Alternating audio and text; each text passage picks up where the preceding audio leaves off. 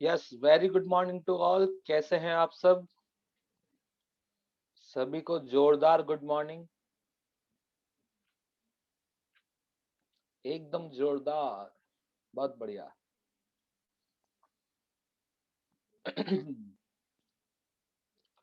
बिल्कुल बढ़िया है, बिल्कुल जोरदार है।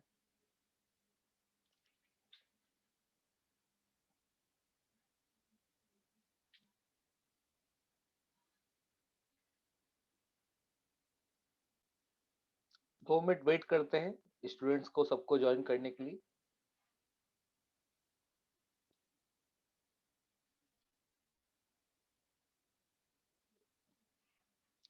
सर पढ़ाई भी जोरदार है, बहुत बढ़िया। पढ़ाई जोरदार रहनी चाहिए पूरे साल।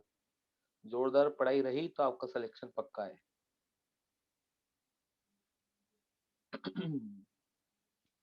वॉइस स्लो आ रही है, अभी मैं बोल ही धीरे रहा हूँ बेटा।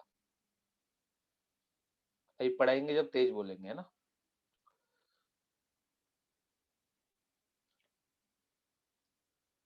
गौतम कोटा से ही है हम।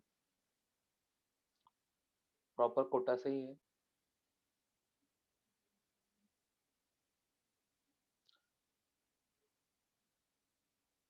छवि आ जाएंगे आज। ठीक है, आपने सही से पढ़ा होगा तो समझ में आ जाएंगे। नहीं तो उन्हें याद करना पड़ेगा, अगर समझ नहीं आ रहे तो फिर छवि याद करना पड़ेगा उन्हें। मैंने आपको एक्स्ट्रा एफर्ट लगा के समझाया है, पर अगर फिर भी नहीं समझ आ रहा है तो वो याद करने के ही है। वो याद रखना है हमें कि कौन एग्जिस्ट करेगा और कौन एग्जिस्ट नहीं करेगा। OH4 बेटा ऑक्सीजन केवल दो ही कोवलेंट बॉन्ड बना सकता है, क्योंकि उसके पास दो ही अनपेयर्ड इलेक्ट्रॉन होते हैं।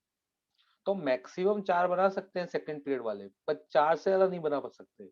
पर चार बनाएंगे नहीं बनाएंगे, चेक करना पड़ेगा कि उनके पास अनपेयर्ड इलेक्ट्रॉन कितने हैं। नेक्स्ट टेस्ट का सिलेबस केमिकल बॉन्डिंग है। केमिकल बॉन्डिंग का वहां तक का सिलेबस आएगा जहां तक हम दिवाली से पहले पहले पढ़ लेंगे, या एग्जैक्टली मैं बताऊं तो नेक्स्ट टॉपिक जो हम आज स्टार्ट करेंगे मॉलिक्यूलर ऑर्बिटल थ्योरी, यहां तक का हमारा सिलेबस रहेगा।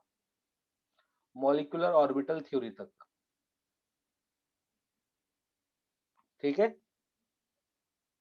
आपके टेस्ट का सिलेबस जो रहेगा वो मॉलिक्यूलर ऑर्बिटल थ्योरी आज हम शुरू कर देंगे। यहाँ तक का सिलेबस आपके टेस्ट में आएगा 14 तारीख वाले। नहीं, साइटम के नहीं काउंट करते, क्योंकि डाइपोल बॉन्ड और लोन पेयर का होता है, साइटम के लोन पेयर का नहीं। IUCL बेटा पोलर है।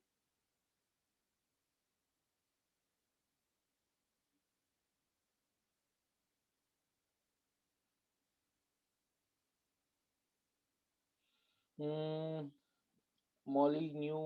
बेटा सही से लिखो लक्ष्मी राज।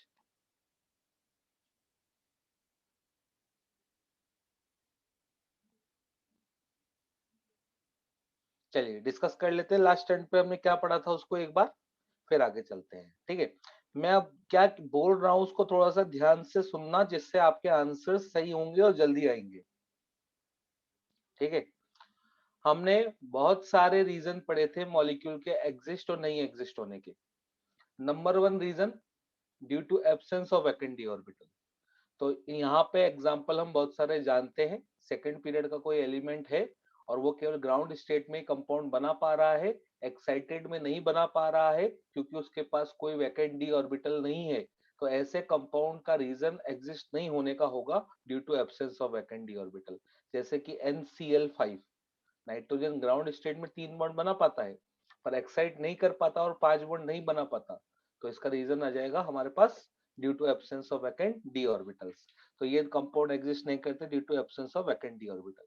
सेकंड हमने रीजन पढ़े थे नॉन एग्जिस्ट होने का, इंटरमीडिएट वैलेंसी कोवैलेंसी वाले कंपाउंड एग्जिस्ट नहीं करेंगे। तो सल्फर की जैसे 2, 4, 6 वैलेंसी है, तो SF2, SF4, SF6 तो एग्जिस्ट करेगा पर SF3 या SF5 एग्जिस्ट नहीं करेगा। मॉलिक्यूलर ऑर्बिटल न्यू चैप्टर है क्या? नहीं बेटा, मॉलिक्यूलर ऑर्बिटल थ्योरी MOT जो है वो नेक्स्ट टॉपिक है हमारा, नेक्स्ट चैप्टर नहीं है। केमिकल बॉन्डिंग का ही नेक्स्ट टॉपिक है। स्टेरिक रिपल्शन है, स्टेरिक हिंड्रेंस समझना है, ये हमें कब देखना है? हमें पहली बार ये फैक्टर जब देखना है जब हमारे पास मैक्सिमम नंबर में साइड एटम जुड़े हुए हैं। अब हमें पता है कि थर्ड पीरियड के एलिमेंट मैक्सिमम कितनों से जुड़ पाएंगे? 6, क्योंकि थर्ड पीरियड का मैक्सिमम कोऑर्डिनेशन नंबर कितना होता है? 6। 6 ही क्यों होता है?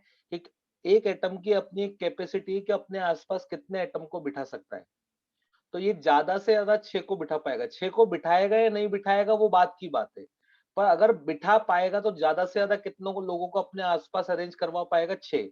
6 से ज्यादा एलिमेंट्स यहाँ पे अटैच नहीं हो पाएंगे क्योंकि अरेंजमेंट ऐसा हो जाएगा कि वहां पे स्टेरिक रिपल्शन आने लग जाएगा। तो थर्ड एंड फोर्थ पीरियड का जो मैक्सिमम कोऑर्डिनेशन नंबर होता है वो 6 होता है, मतलब वो 6 से ज्यादा नहीं बिठा सकते। अब 6 भी बिठाएंगे तो वो साइटम छोटे होने चाहिए या बड़े? सर हमने कल स्टेरिक रिपल्शन पढ़ा था कि साइटम की साइज बड़ी होती जाती है तो स्टेरिक रिपल्शन बढ़ता जाता है। तो जब छोटे एटम होंगे स्टेरिक रिपल्शन कम होगा तो उनके चांसेस ऑफ एग्जिस्टेंस ज्यादा होंगे। तो हमें ये बात ध्यान रखनी है कि कंपाउंड बनेगा अपने हाईएस्ट नंबर में, पर जो साइटम होना चाहिए वो छोटा होना चाहिए। माना बनेगा हाईएस्ट नंबर में, पर हाईएस्ट नंबर में क्या कोई भी एटम आके जुड़ जाए या छोटा एटम? तो हमें ध्यान रखना है छोटा। और छोटा कौन है? फ्लोरीन। क्लोरीन ब्रोमीन आयोडीन अगर साइटम होंगे तो हम बोल देंगे डू नॉट एग्जिस्ट। फास्फोरस का थोड़ा सा एक्सेप्शन था, उसको हमने यहाँ पे देख लिया था। जैसे कि अगर हम बात करें आयोडीन मैक्सिमम कितने बॉन्ड बना सकता है? 7। तो क्या किसी के भी साथ बना लेगा या छोटे फ्लोरीन के साथ बनाएगा? फ्लोरीन के साथ। बाकी क्लोरीन ब्रोमीन आयोडीन के साथ नहीं बनाएगा। सल्फर मैक्सिमम कितने बॉन्ड बना सकता है? सर 6। तो क्या किसी के भी साथ बना लेगा या छोटे फ्लोरीन के साथ? फ्लोरीन के साथ। क्लोरीन ब्रोमीन आयोडीन के साथ नहीं बनाएगा। फ्लोरीन फास्फोरस के केस में याद रखना है कि ये फ्लोरीन और क्लोरीन के साथ बना लेता है, ब्रोमीन आयोडीन के साथ नहीं बनाता। सिलिकॉन एल्यूमिनियम इनके केस में भी केवल फ्लोरीन के साथ बनेगा, chlorine bromine iodine chlorine bromine iodine के साथ नहीं बनेगा। बेटा SF6 नहीं है, वो SF6-2 है। सोच के देखिए ना, सिलिकॉन की वैलेंसी कितनी? 4, तो 4 बनेंगे कोवलेंट, बाकी 2 बनेंगे कोऑर्डिनेट।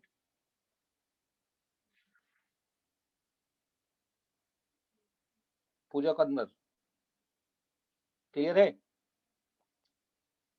Yes sir. F3-Cl3-Br3-I3-, इन चारों में से F3- और Cl3- एग्जिस्ट नहीं करता है, Br3- और I3- एग्जिस्ट करता है। F3- एग्जिस्ट नहीं करने का reason due to absence of vacant d orbital, and Cl3- exist नहीं करने का reason due to steric repulsion. Directly याद हो जाएगा, ठीक है। इसके बाद हमने डी ऑर्बिटल कॉन्ट्रैक्शन से कौन से मॉलिक्यूल एग्जिस्ट करेंगे और कौन से मॉलिक्यूल एग्जिस्ट नहीं करेंगे वो समझा था। पर समझने से ज्यादा हमें केवल इस बात पर फोकस रखना है कि अगर साइटम कौन है 2.5 से कम ईएन वाला, तो हम डायरेक्टली याद रख लेते हैं कि अगर साइटम हाइड्रोजन है या फिर आयोडीन है तो हमें सावधान रहना है। क्या बोला मैंने? साइड एटम हाइड्रोजन है या आयोडीन है तो हमें सावधान रहना है। अगर साइटम हाइड्रोजन या आयोडीन है मतलब साइटम की ईएन 2.1 या 2.5 से कम है, तो वहां पर वो कंपाउंड केवल ग्राउंड स्टेट में बन सकते हैं, एक्साइटेड स्टेट में नहीं बनेंगे। तो जब हमसे एग्जिस्टेंस नॉन एग्जिस्टेंस पूछा गया है और साइड एटम हाइड्रोजन या आयोडीन दिया गया है, तो चेक करिए क्या वो कंपाउंड ग्राउंड स्टेट में बन रहा है। अगर ग्राउंड में बन रहा है तो एग्जिस्ट करेगा, और अगर एक्साइटेड में बन रहा है तो वो कंपाउंड एग्जिस्ट नहीं करेगा। यस या नो?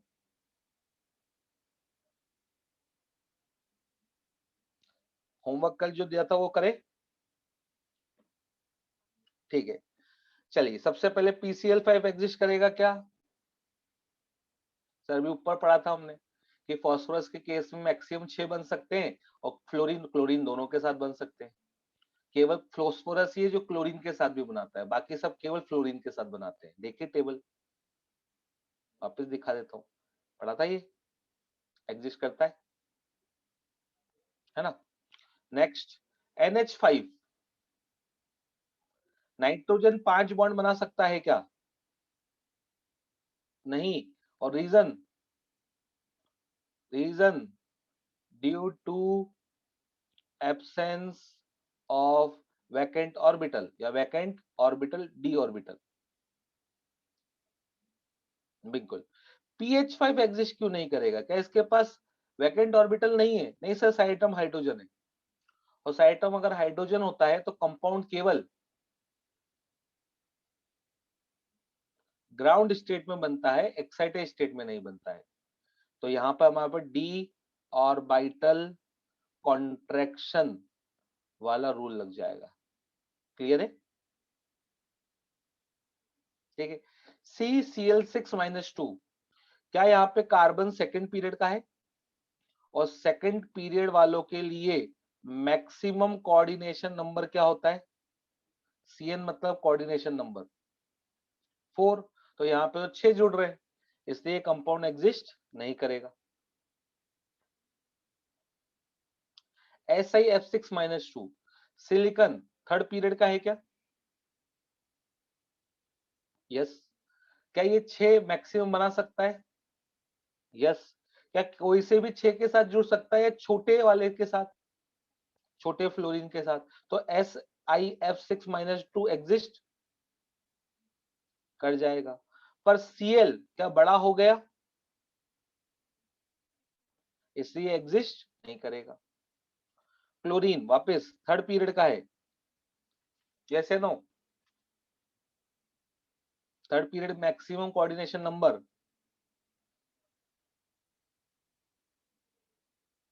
6, यहाँ पे 7 हो रहा है, इसलिए ये एग्जिस्ट नहीं करेगा। बहुत बढ़िया।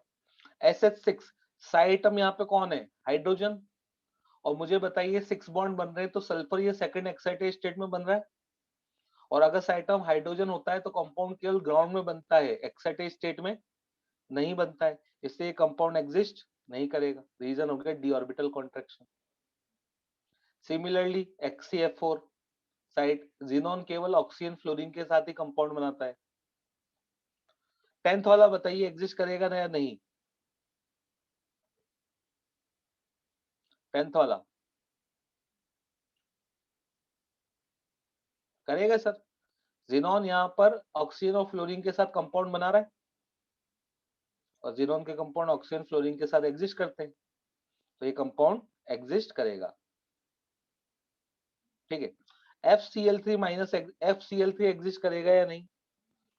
फ्लोरीन कौन से पीरियड का है? सेकंड पीरियड का है। फ्लोरीन का कॉन्फ़िगरेशन क्या 2s2 2p5 होता है? तो क्या इसके पास एक ही अनपेयर्ड इलेक्ट्रॉन है? तो ये ग्राउंड स्टेट में केवल एक ही बॉन्ड बना पाएगा। एक्साइट करके क्या ये 3 बॉन्ड 5 बॉन्ड 7 बॉन्ड बना सकता है क्या? नहीं, क्योंकि इसके पास कोई वैकेंट ऑर्बिटल नहीं है, इससे यहाँ पे एक्साइटेशन पॉसिबल नहीं है, इसलिए FCl3 नहीं बना पाएगा। अच्छा, ClF3 बन सकता है क्या?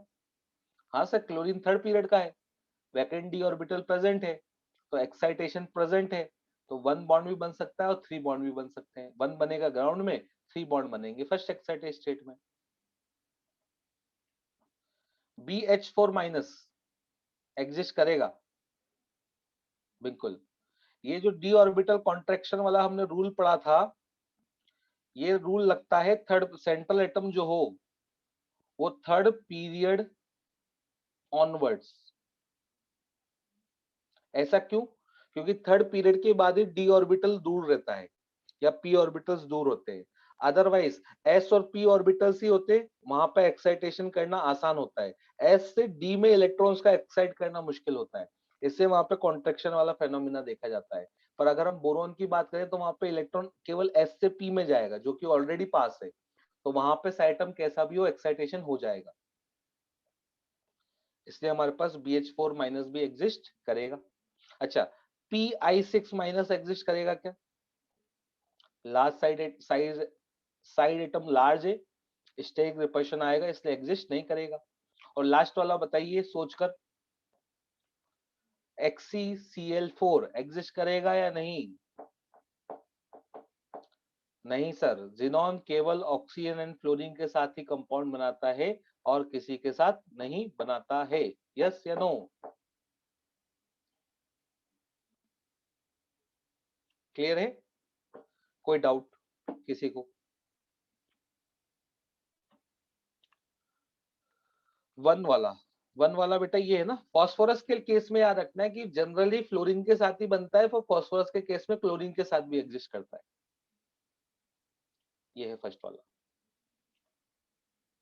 BH4 के अंदर क्या है बेटा, केवल इलेक्ट्रॉन कहां से कहां पे एक्साइट होगा?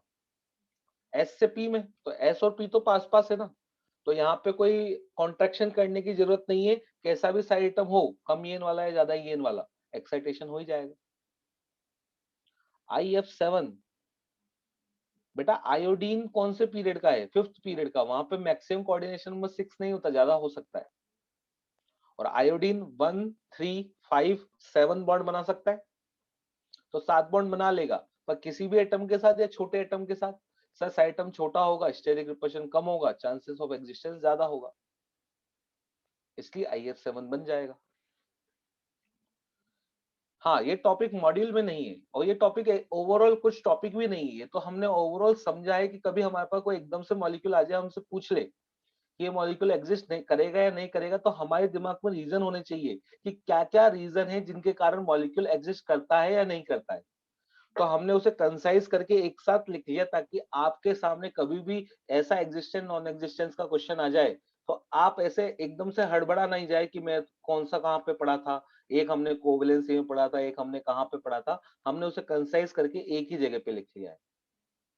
हाँ, फर्स्ट वाला पॉइंट एम्प्टी आ रहा है बेटा, PCl6 वाला। चलिए, NH5 में डी ऑर्बिटल, बेटा डी ऑर्बिटल कॉन्ट्रैक्शन तो कब होता है कि डी ऑर्बिटल होता पर बॉन्ड नहीं बन रहा, पर नाइट्रोजन में तो डी ऑर्बिटल ही नहीं होता, तो एक्साइटेशन वैसे ही पॉसिबल नहीं है due to absence of vacant D orbital. इससे जो बेस्ट रीजन जाएगा NH5 के नहीं बनने का, वो due to absence of vacant D orbital जाएगा। Coordination number and covalence, covalency जो होती है बेटा वो नंबर ऑफ बॉन्ड्स होती है, कोऑर्डिनेशन होता है नंबर ऑफ एटम्स, कितने एटम जुड़ रहे हैं, कितने बॉन्ड नहीं, कितने एटम्स जुड़ रहे हैं, है ना? नहीं, कोई शॉर्ट नोट नहीं बनाना बेटा। चलिए आगे चलते हैं,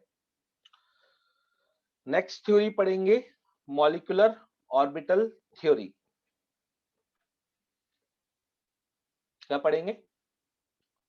मॉलिक्यूलर ऑर्बिटल थ्योरी। अब ध्यान रखना है इस बात का, आप घर पे बैठे हैं इसलिए आपको बता रहा हूं, आप पढ़ रहे हैं, आप इसको बोलेंगे मॉलिक्यूलर ऑर्बिटल थ्योरी। आवाज आ रही है ना मेरी सबको? यस, ठीक है। शॉर्ट में क्या होता है? MOT। क्या होता है? MOT। अब इसको जल्दी जल्दी में बोलते हैं MOT MOT MOT, तो किसी को बुरा लग सकता है, तो आप इसे कभी भी MOT नहीं बोलेंगे,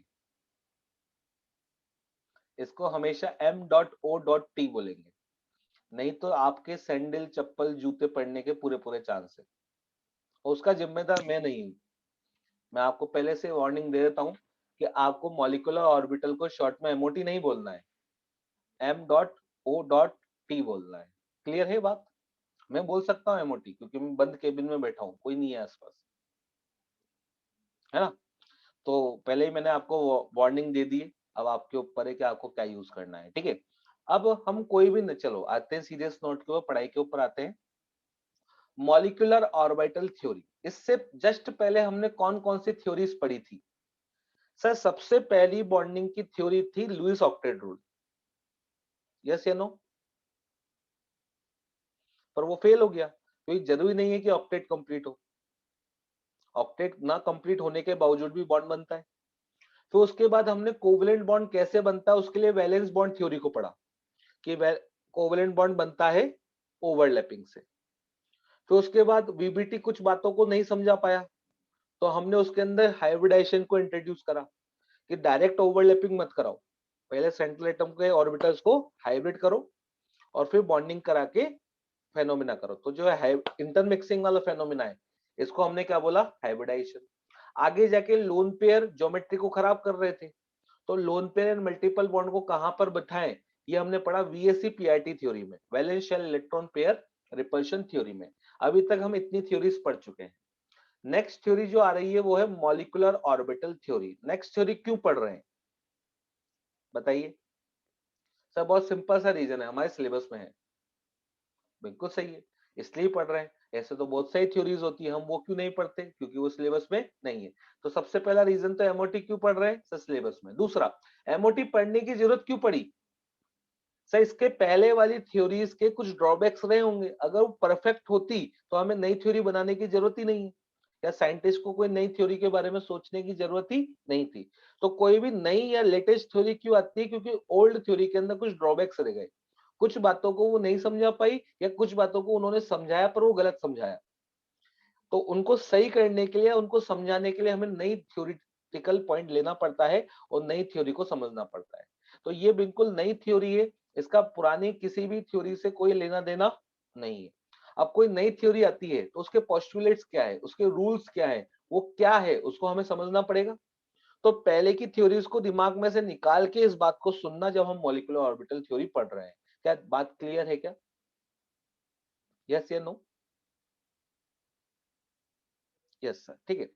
अब वीबीटी के ओवरऑल सबसे बड़ी थ्योरी जो हमने पढ़ी, वीबीटी पढ़ी, वीबीटी के अंदर ही हाइब्रिडाइजेशन आ गया और हाइब्रिडाइजेशन के अंदर ही वीएससी पीआईटी आ गया। तो मेन जो बड़ी थ्योरी है वो कौन सी है, वैलेंस बॉन्ड थ्योरी। ठीक है। तो वीबीटी ने के अकॉर्डिंग अगर हम देखें तो वीबीटी के अकॉर्डिंग O2 मॉलिक्यूल की बात करें तो O2 कैसे बनेगा, ऑक्सीजन ऑक्सीजन के बीच में डबल बॉन्ड बनेगा। कैसे? ऑक्सीजन का कॉन्फ़िगरेशन 2s2 2p4 होता है। दो अनपेयर्ड इलेक्ट्रॉन दो अनपेयर्ड इलेक्ट्रॉन के साथ पेयर अप हो जाएंगे, होंगे या नहीं होंगे?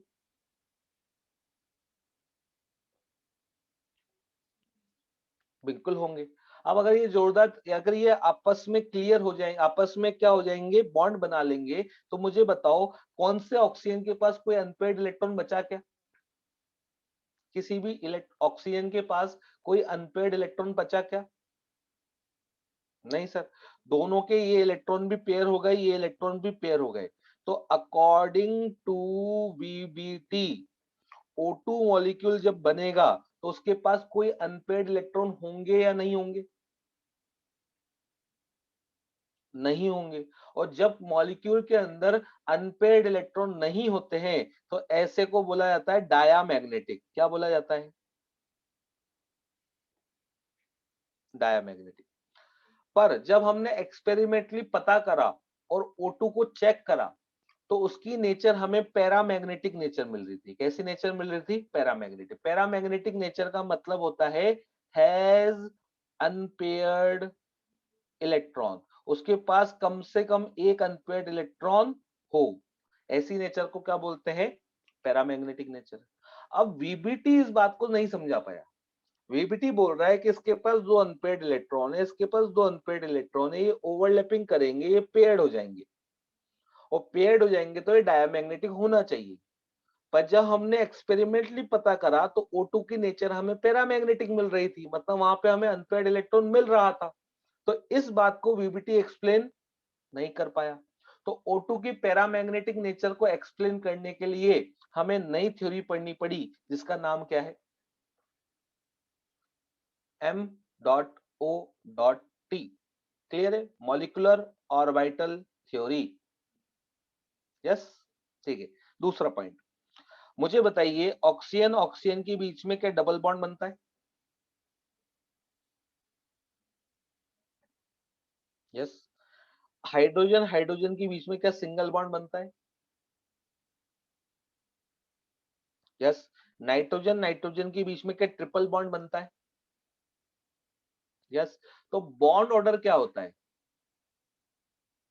Number of bonds between two atom. तो मुझे बताओ हाइड्रोजन के केस में बॉन्ड ऑर्डर 1 है, ऑक्सीजन के केस में बॉन्ड ऑर्डर 2 है, और नाइट्रोजन के केस में क्या बॉन्ड ऑर्डर 3 है क्या? तो वीबीटी के अकॉर्डिंग या तो एक बॉन्ड बनेगा या फिर दो बॉन्ड बनेगा या फिर तीन बॉन्ड बनेगा। वीबीटी के अकॉर्डिंग बॉन्ड जो बनते हैं तो एक बनेगा या फिर दो बनेगा या फिर तीन बनेगा। क्या वीबीटी के अकॉर्डिंग 1.5 बॉन्ड ऑर्डर हो सकता है? 1.5 नहीं। क्या 2.5 बॉन्ड ऑर्डर हो सकता है? नहीं। क्या हमारे पास वीबीटी के अकॉर्डिंग 0.5 बॉन्ड ऑर्डर हो सकता है? नहीं। तो वीबीटी के according fractional bond order possible नहीं है। फ्रैक्शनल बॉन्ड ऑर्डर पॉसिबल नहीं है। पर एक्चुअल में हमने कुछ मॉलिक्यूल को जब ऑब्जर्व करा तो उनके अंदर जो हमें बॉन्ड ऑर्डर मिल रहा था वो 1 2 3 नहीं, 1.5 2.5 0.5 मिल रहा था। और इस बात को भी वीबीटी एक्सप्लेन नहीं कर पाया, तो हमें क्या पढ़ना पड़ा? एमओटी। थर्ड पॉइंट, कुछ मॉलिक्यूल का एग्जिस्टेंस नॉन एग्जिस्टेंस को मॉलिक्यूल नहीं समझा पाया। हम इन जनरल जानते हैं कि इनर्ट गैसेस एग्जिस्ट नहीं करती, यस या नो? इनर्ट गैसेस बॉन्ड नहीं बनाती, सॉरी एग्जिस्ट नहीं करती, गलत बोल दिया मैंने। इनर्ट गैसेस बॉन्ड नहीं बनाती। पर आगे जाके हमें पता चला कि कुछ स्पीशीज जैसे He2+, He2-, इस तरीके की इनर्ट गैसेस वाली स्पीशीज एग्जिस्ट कर रही है। और इनके एग्जिस्ट करने का रीजन भी वैलेंस बॉन्ड थ्योरी एक्सप्लेन नहीं कर पाई। बिल्कुल ठीक है। आगे जाके वीबीटी ने हमसे क्या बोला, मुझे बताइए, दो एटम के बीच में फर्स्ट बॉन्ड कौन सा बनता है, सिग्मा या पाई? सिग्मा। सर हम जानते हैं ऑर्बिटल्स उस डायरेक्शन में एक दूसरे की तरफ जाएंगे जहां पे चांसेस ऑफ ओवरलैपिंग मैक्सिमम हो, और सिग्मा में चांसेस ऑफ ओवरलैपिंग मैक्सिमम होते हैं पाई के कंपैरिजन में। तो फर्स्ट बॉन्ड वीबीटी के अकॉर्डिंग कौन सा बनता है? सिग्मा। और बाकी बॉन्ड जो बनते हैं वो कौन से बनते हैं? पाई। पर एमओटी ने बोला कि नहीं, ऐसा नहीं है। फर्स्ट बॉन्ड दो एटम के बीच में पाई बॉन्ड भी बन सकता है। फर्स्ट बॉन्ड दो एटम्स के बीच में पाई बॉन्ड भी हो सकता है। तो वीबीटी के according first bond between two atoms कौन से होते हैं? Sigma bond. तो इन सारे ड्रॉबैक्स हो गए ये सारे, कि हमें नेचर के अंदर कुछ और चीजें मिल रही थी और वीबीटी हमें कुछ और चीजें बता रहा था। तो उनको एक्सप्लेन करने के लिए हमें नई थ्योरी पढ़नी पड़ी जिसका नाम है मॉलिक्यूलर ऑर्बिटल थ्योरी, शॉर्ट में बोलेंगे एमओटी। क्लियर है बात? अब एक एक करके मैं सबको इन ड्रॉबैक्स को एक्सप्लेन करूंगा जब मैं थ्योरी को समझा दूंगा। अभी मैंने आपको इनके ड्रॉबैक्स को क्या बताया, क्या ड्रॉबैक है। अभी ड्रॉबैक एमओटी ने कैसे सॉल्व करे उसको हम आगे जाके पढ़ेंगे, ठीक है। अब कोई नई थ्योरी पढ़ रहे हैं तो उसका बेस बनाना पड़ेगा कि वो थ्योरी क्या है, क्या माना गया है, वहां पे क्या एजम्पशन लिए गए हैं, थ्योरी क्या बोलती है। तो वो सारी चीजें हम यहाँ पे समझने जा रहे हैं, ठीक है। अकॉर्डिंग टू वो आ जाएंगे हमारे पास पोस्टुलेट्स के अंदर, ठीक है। ये जो मॉलिक्यूलर ऑर्बिटल थ्योरी है वैसे तो इतनी बड़ी है, मॉलिक्यूलर ऑर्बिटल थ्योरी बहुत वास्ट है, पर हमारे सिलेबस में इतनी सी है, हमारे सिलेबस में इतनी सी है, इतनी सी। मतलब आप इसका एनसीईआरटी में अपना सिलेबस देखेंगे ना तो उसके अंदर लिखा हुआ है brief description of molecular orbital theory. तो आपके में मॉलिक्यूलर ऑर्बिटल थ्योरी इतनी सारी है या इतनी सी है? इतनी सी है। वैसे तो मॉलिक्यूलर ऑर्बिटल थ्योरी सब जगह लग सकती है, पर हमारे सिलेबस में केवल डायटोमिक मॉलिक्यूल के लिए पूछी जाएगी। तो हम मॉलिक्यूलर ऑर्बिटल थ्योरी के बारे में केवल किस टाइप के मॉलिक्यूल्स के लिए पढ़ेंगे? डायटोमिक मॉलिक्यूल्स के लिए। तो मॉलिक्यूलर ऑर्बिटल थ्योरी लग सब जगह सकती है, पर हमारे सिलेबस में केवल डायटोमिक मॉलिक्यूल्स के लिए है। सर कोई से भी डायटोमिक मॉलिक्यूल्स के लिए नहीं, उसमें भी रिस्ट्रिक्शन है। जिनका एटॉमिक नंबर 10 या 10 से कम है, तो मुझे बताओ 10 से कम एटॉमिक नंबर वाले कौन कौन से element? Sir hydrogen, helium, lithium, beryllium, boron, carbon, nitrogen, oxygen, fluorine और नियॉन। तो ये केवल 10 एलिमेंट्स डायटोमिक फॉर्म में एग्जिस्ट करेंगे या नहीं करेंगे, केवल इन्हीं एटम्स के लिए हमें मॉलिक्यूलर ऑर्बिटल पढ़ना है। तो क्या हमारे लिए बहुत बड़ी थ्योरी है या हमारे लिए बहुत छोटी सी थ्योरी है? इतनी सी थ्योरी है, ठीक है, ये बात छोटी सी है। तो मॉलिक्यूलर ऑर्बिटल थ्योरी लग सब जगह सकती है, पर सीबीएसई के अकॉर्डिंग और नीट के अकॉर्डिंग हमारे सिलेबस में इतनी सी है, तो हमें इतनी सी समझनी है। अब इतना सा भी समझने के लिए उसका कुछ बेसिक पार्ट तो समझना पड़ेगा, तो वो बेसिक पार्ट को हम यहाँ पे समझने जा रहे हैं कि वो क्या है, ठीक है। नई थ्योरी है तो डिफरेंट तरीके का अप्रोच रहेगा यहाँ पर, ठीक है। सबसे पहला point, electrons of an atom are present in atomic orbital. अभी तक हम इलेक्ट्रॉन्स को कहां पर रिप्रेजेंट करते हैं, जैसे हाइड्रोजन है तो ये हाइड्रोजन का 1s1, क्या ये एटॉमिक ऑर्बिटल है? यस। पर जब हम H2 की बात करेंगे तो H2 एटम है या मॉलिक्यूल? मॉलिक्यूल। तो मॉलिक्यूलर ऑर्बिटल थ्योरी कहती है कि जब भी कोई मॉलिक्यूल बनता है तो जो एटॉमिक ऑर्बिटल्स होते हैं 1s1 1s1, ये अपनी आइडेंटिटी लूज कर देते हैं, मतलब ये खत्म हो जाते हैं और नए ऑर्बिटल बनाते हैं जिन्हें मॉलिक्यूलर ऑर्बिटल MO कहा जाता है। क्या बोला मैंने? जब भी एटम से मॉलिक्यूल बनता है तो एटम्स अपने ऑर्बिटल्स की आइडेंटिटी को लूज कर देते हैं और नए ऑर्बिटल बनाते हैं जिन्हें मॉलिक्यूलर ऑर्बिटल कहा जाता है। कैसे बनाएंगे वो भी देखेंगे, ठीक है। When two atoms combine through covalent bond, then their atomic orbital of almost same energy and same symmetry get combined. तो जब दो एटम एक दूसरे के साथ बॉन्ड बनाने आ रहे हैं तो क्या इस एटम का कोई भी ऑर्बिटल इस एटम के कोई भी ऑर्बिटल के साथ कंबाइन होगा, या केवल सेम सिमेट्री और सेम एनर्जी वाले ऑर्बिटल ही कंबाइन होंगे? Sir same symmetry and same energy वाले, मतलब 1s वाला, इस एटम का 1s वाला ऑर्बिटल इस एटम के 1s वाले ऑर्बिटल के साथ ओवरलैप होगा, इस एटम का 2s वाला इस एटम के 2s वाले के साथ कंबाइन होगा। तो सेम एनर्जी सेम सिमेट्रिक वाले मॉलिक्यूल्स आपस में क्या होंगे, ऑर्बिटल्स आपस में क्या होंगे, कंबाइन होंगे। सेकंड पोस्टुलेट ऑफ एमओटी हो गया, ठीक है।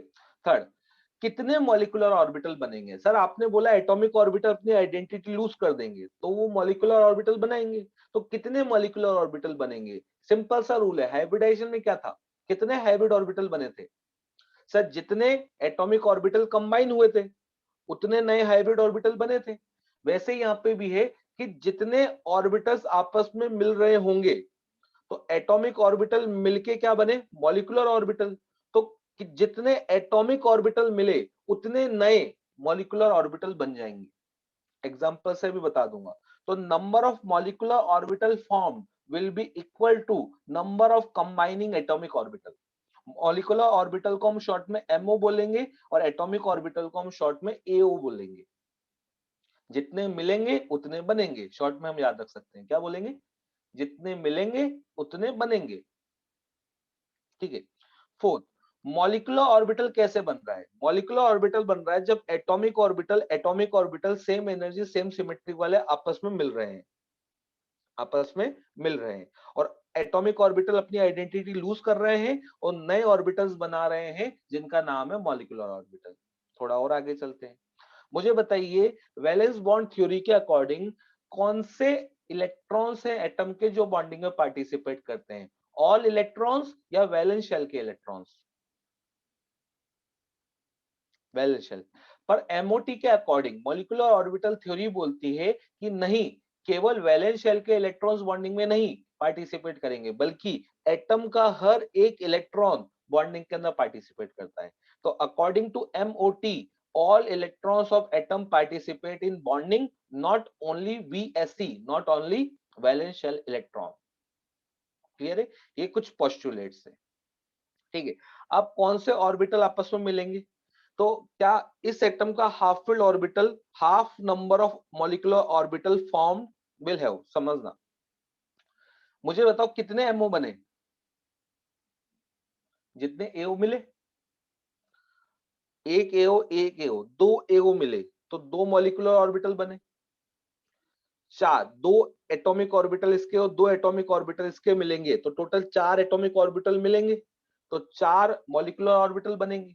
तो जितने एटॉमिक ऑर्बिटल मिलेंगे उतने मॉलिक्यूलर ऑर्बिटल बनेंगे, ठीक है। आगे रूल कहता है कि उनमें से जो नए मॉलिक्यूलर ऑर्बिटल बने उनमें से आधे बनेंगे लोअर एनर्जी पे और आधे बनेंगे हायर एनर्जी पे। किससे लोअर पे? एटॉमिक एनर्जी के ऑर्बिटल की लोअर एनर्जी पे, अभी समझा दूंगा। और आधे बनेंगे हायर एनर्जी पे। जो लोअर एनर्जी पे बनेंगे उन्हें हम बोलेंगे बॉन्डिंग मॉलिक्यूलर ऑर्बिटल, BMO। और जो हाई एनर्जी पे बनेंगे उन्हें क्या बोलेंगे? एंटी बॉन्डिंग मॉलिक्यूलर ऑर्बिटल, मतलब ABMO। ठीक है सर, ये बात भी समझ आ गई थोड़ी थोड़ी। ठीक है, तो अब हमारे पास एग्जांपल से समझते हैं। मैं वापस डायग्राम पूरा बनाता हूं आपके लिए। मान लेते हैं कि मेरे पास हाइड्रोजन आया। कौन आया? हाइड्रोजन। ठीक है, हाइड्रोजन का कॉन्फ़िगरेशन क्या है? 1s1 1s1। मैंने यहाँ पे एक डब्बा बनाया, ये डब्बे के अंदर एक एक इलेक्ट्रॉन है। तो मुझे बताओ, ये दो एटम के ऑर्बिटल्स हैं, तो क्या मैं इन्हें AO और इसे भी AO बोल सकता हूं क्या? यस। अब ये दोनों मिलकर क्या बनाएंगे? H2। तो जब ये मॉलिक्यूल बनेगा तो एटॉमिक ऑर्बिटल कंबाइन होंगे और एटॉमिक ऑर्बिटल अपनी आइडेंटिटी लूज कर देंगे और किस में कन्वर्ट हो जाएंगे? मॉलिक्यूलर ऑर्बिटल में। तो कितने एटॉमिक ऑर्बिटल मिले? सब 1s 1s, दो 1s वाले ऑर्बिटल मिले तो कितने मॉलिक्यूलर ऑर्बिटल बनेंगे? दो मॉलिक्यूलर ऑर्बिटल बनेंगे। लास्ट वाला पॉइंट, ये वाला पॉइंट हमने अब समझा था कि जितने मॉलिक्यूलर ऑर्बिटल बनेंगे उनमें से आधे बनेंगे लोअर एनर्जी पे और आधे बनेंगे हाई एनर्जी पर। तो मुझे बताइए, ये लोअर एनर्जी, अगर मैं इसको एनर्जी लेवल मानूं तो एटॉमिक ऑर्बिटल के लोअर एनर्जी पे जो बनेगा, क्या मैं इसे BMO बोल सकता हूं? और जो हाई एनर्जी में बनेगा, क्या मैं उसे ABMO बोल सकता हूं? तो टोटल हमारे पास ये दोनों के दोनों MO बने, बीच में जो बने हुए हैं ये दोनों MO है। और दो में से आधे मतलब एक बनेगा लोअर एनर्जी पे और एक बनेगा हाई एनर्जी पे। जो लोअर पे बनेगा उसे बोलेंगे बॉन्डिंग मॉलिक्यूलर ऑर्बिटल, और जो हायर पे बनेगा उसे बोलेंगे एंटी बॉन्डिंग मॉलिक्यूलर ऑर्बिटल। अब मुझे ये बताओ कि यहाँ पर एटॉमिक ऑर्बिटल रहे या इन्होंने अपनी आइडेंटिटी लूज कर दी? लूज कर दी। तो H2 के पास अब टोटल कितने इलेक्ट्रॉन्स है?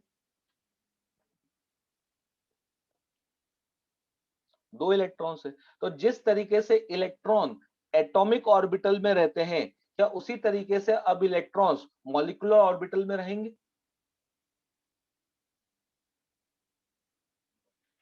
बिल्कुल। तो मुझे बताओ, आफ्बाउ रूल क्या कहता है? सब जानोगे बेटा लक्ष्मी, थोड़ा सा वेट करना पड़ेगा, पेशेंस के साथ सुनना पड़ेगा पहले, है ना।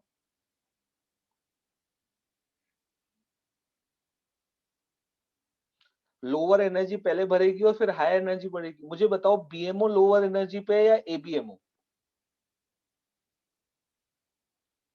BMO। तो पहले कौन सा ऑर्बिटल भरेगा? BMO और फिर ABMO। अच्छा, एक ऑर्बिटल में कितने इलेक्ट्रॉन्स आते हैं? दो। तो मेरे पास H2 के अंदर दो इलेक्ट्रॉन्स है, तो क्या मैं इसे BMO में फिल कर दूं? बिल्कुल। ये डायग्राम हो गया हमारे पास MO diagram for H2 molecule. क्या ये डायग्राम थोड़ा थोड़ा समझ आया? थोड़ा थोड़ा, मैं हमेशा बोल रहा हूँ थोड़ा थोड़ा समझ आया। अभी अभी हमें पूरी चीज समझ नहीं है, अभी और पढ़ेंगे थोड़ा और समझ आएगा। ठीक है, थोड़ी थोड़ी चीजें हमें समझ आ रही है ना। मैं मानता हूँ, चलो थोड़ा थोड़ा समझ आ रहा है। अब सर ऐसा क्यों बोल रहे हैं कि दो बने उनमें से एक बना ABMO और एक बना BMO? तो लोअर पे BMO क्यों बन रहा है और हायर पे ABMO क्यों बन रहा है, उसको हम यहाँ पे समझने जा रहे हैं। तो ये थ्योरी जो MOT थ्योरी है, ये भी इलेक्ट्रॉन की वेव नेचर पे बेस्ड है। किस पे बेस्ड है? इलेक्ट्रॉन की वेव नेचर पे। इलेक्ट्रॉन वेव है, इसका मतलब क्या है? इलेक्ट्रॉन पार्टिकल है या इलेक्ट्रॉन डेंसिटी है? इलेक्ट्रॉन को अगर मैं वेव नेचर मान रहा हूं तो इलेक्ट्रॉन को मैं पार्टिकल मान रहा हूं, इलेक्ट्रॉन को इलेक्ट्रॉन डेंसिटी मान रहा हूं? इलेक्ट्रॉन को इलेक्ट्रॉन डेंसिटी मान रहा हूं। हम ये मानते हुए चलते हैं कि दो वेव है, एक फर्स्ट एटम की वेव है, एक सेकंड एटम की वेव है, एक ए एटम की वेव है और एक बी एटम की वेव है। ठीक है, ये दोनों वेव एक दूसरे की तरफ इस तरीके से घूम रही है। ठीक है, ये दोनों वेव आपस में अगर कंबाइन होगी, ये दोनों इलेक्ट्रॉन्स की वेव आपस में अगर कंबाइन होगी, देखिए ऐसे जा रही वेव्स। तो अगर ये दोनों एक दूसरे का कंबाइन होगी तो मुझे बताइए इसका टॉप और इसका टॉप और इसका बॉटम आपस में कंबाइन होगा?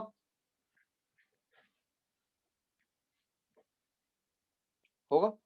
तो जब टॉप टॉप से कंबाइन होगा और बॉटम बॉटम से कंबाइन होगा तो टॉप का एम्पलीट्यूड भी बढ़ जाएगा और बॉटम का एम्पलीट्यूड भी बढ़ जाएगा। इस तरीके के वेव के इंटरफेरेंस को बोला जाता है कंस्ट्रक्टिव इंटरफेरेंस। क्या बोला जाता है? जब दो वेव्स पॉजिटिव पॉजिटिव से मिलता है और नेगेटिव नेगेटिव से मिलता है तो इस तरीके के इंटरफेरेंस को बोला जाता है कंस्ट्रक्टिव इंटरफेरेंस।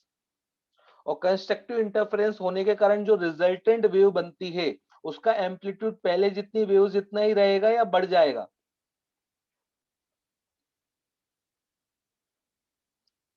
इंक्रीज हो जाएगा।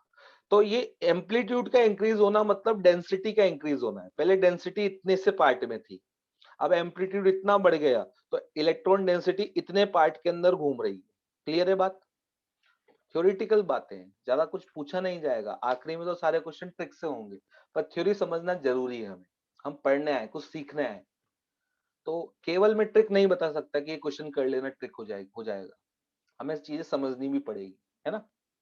अच्छा, एंटी बॉन्डिंग की बात करें, हम ये मानते हुए चल रहे हैं कि दो वेव है। सर आपने तो बोला कि ये पॉजिटिव पॉजिटिव के साथ ओवरलैप होगी, पर ऐसा भी तो हो सकता है कि ये जब ऊपर जा रही है दूसरे एटम की वेव नीचे जा रही है। तो ऐसा भी हो सकता है कि ये ऊपर ये नीचे, ये ऊपर ये नीचे, ये ऊपर ये नीचे। जब ये ऊपर है तो सामने वाली नीचे, जब ये नीचे है सामने वाली वेव ऊपर है। तो क्या जरूरी है क्या कि सेम फेज में ओवरलैपिंग हो? नहीं सर, अपोजिट फेज में भी हो सकता है। तो जब अपोजिट फेज के अंदर दो वेव इंटरफेरेंस करती है तो इसको बोला जाता है डिस्ट्रक्टिव इंटरफेरेंस।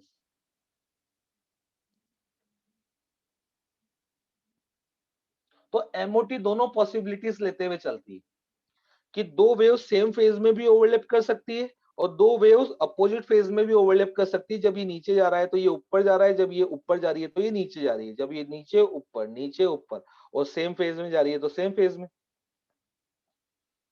क्लियर है? डिस्ट्रक्टिव ओवरलैपिंग या इंटरफेरेंस से क्या होगा? इलेक्ट्रॉन डेंसिटी इंक्रीज होगी या इलेक्ट्रॉन डेंसिटी डिक्रीज हो जाएगी? एम्पलीट्यूड इंक्रीज होगा या एम्पलीट्यूड डिक्रीज हो जाएगा? एम्पलीट्यूड डिक्रीज हो जाएगा। तो इसको बोलते हैं डिस्ट्रक्टिव इंटरफेरेंस। जब भी कंस्ट्रक्टिव इंटरफेरेंस होता है इलेक्ट्रॉन डेंसिटी इंक्रीज होती है और यहाँ पे इलेक्ट्रॉन डेंसिटी डिक्रीज होती है। मुझे बताइए, दो एटम्स जो ओवरलैप करने आ रहे हैं, अगर इलेक्ट्रॉन डेंसिटी इंक्रीज हो जाएगी तो उनकी चांसेस ऑफ ओवरलैपिंग बढ़ जाएगा। और दो एटम्स एक दूसरे का इंटरफेरेंस करने के लिए आ रहे हैं, वहां पे इलेक्ट्रॉन डेंसिटी कम हो जाएगी तो उनके चांसेस ऑफ ओवरलैपिंग कैसा हो जाएगा? कम हो जाएगा। तो मुझे बताइए, ज्यादा स्टेबल या ज्यादा अच्छा बॉन्ड कब बनेगा? जब दो एटम के बीच में इलेक्ट्रॉन डेंसिटी ज्यादा हो या दो एटम के बीच में इलेक्ट्रॉन डेंसिटी कम हो? सर इलेक्ट्रॉन ही तो कंबाइन हो रहे हैं। तो अगर इलेक्ट्रॉन ज्यादा होंगे तो ओवरलैपिंग के चांसेस ज्यादा होंगे तो बॉन्ड स्टेबल बनेगा। और जो चीज स्टेबल होती है उसकी एनर्जी कैसी होती है? कम। इसलिए बॉन्डिंग मॉलिक्यूलर ऑर्बिटल जो है वो स्टेबल बॉन्ड्स बनाता है, इसलिए बीएमओ की एनर्जी कैसी होती है? लो होती है। और anti bonding molecular orbital electron density कम होने के कारण अनस्टेबल या बॉन्ड तोड़ने में विश्वास करता है जोड़ने की बजाय, तो वहां पे एनर्जी ज्यादा होती है। इसलिए हम बीएमओ को लोअर एनर्जी पे बनाते हैं और एबीएमओ को हायर एनर्जी पे बनाते हैं। क्लियर है? थोड़ा थोड़ा थ्योरेटिकल पार्ट क्लियर होगा, ठीक है। लास्ट वाले पॉइंट को एक बार पढ़िए, no new nodal plane form. जब हमारे पास बीएमओ मतलब सेम फेज के अंदर ओवरलैपिंग हो रही है तो जब ये इंटरफेरेंस होगा तो कोई नया नोडल प्लेन नहीं बनेगा। पर जब अपोजिट फेज के अंदर ओवरलैपिंग हो रही है, एक ऊपर जा रहा है और एक नीचे जा रहा है, तो उस केस के अंदर हमारे पास एक नए नोडल प्लेन का फॉर्मेशन होगा। सही, नोडल प्लेन कब बनेगा, कैसे बनेगा, हमें कैसे पता चलेगा? जब हम लास्ट में linear combination of atomic orbital पढ़ेंगे, जब ये बात हमें समझ आ जाएगी। अभी के लिए केवल हमें ये बात समझ आइए कि जितने एटॉमिक ऑर्बिटल मिलते हैं उतने मॉलिक्यूलर ऑर्बिटल बनते हैं। उनमें से आधे बनते हैं लोअर एनर्जी पे, आधे बनते हैं हाई एनर्जी पे। जो लोअर एनर्जी में बनते हैं उन्हें बीएमओ कहा जाता है, जो हाई एनर्जी में बनते हैं उन्हें एबीएमओ कहा जाता है। बीएमओ बॉन्ड को स्टेबलाइज करता है, एबीएमओ बॉन्ड को डीस्टेबलाइज करता है। यस या नो? 60 सब पता चलेगा, थोड़ा सा पेशेंस बस, है ना? ठीक है। अच्छा, यहां पे मैंने वेव के अंदर यहां पर पॉजिटिव और यहां पे नेगेटिव लगाए। ये पॉजिटिव नेगेटिव क्या रिप्रेजेंट कर रहा है? चार्ज को या फेज को? ये चार्ज को रिप्रेजेंट कर रहा है या पीएचए ऐसी फेज को रिप्रेजेंट कर रहा है? सर फेज, जीरो से ऊपर वाली वेव को पॉजिटिव कहा जाता है और जीरो से नीचे वाली वेव को नेगेटिव कहा जाता है। तो ये चार्ज नहीं है, ये फेज को रिप्रेजेंट कर रहा है।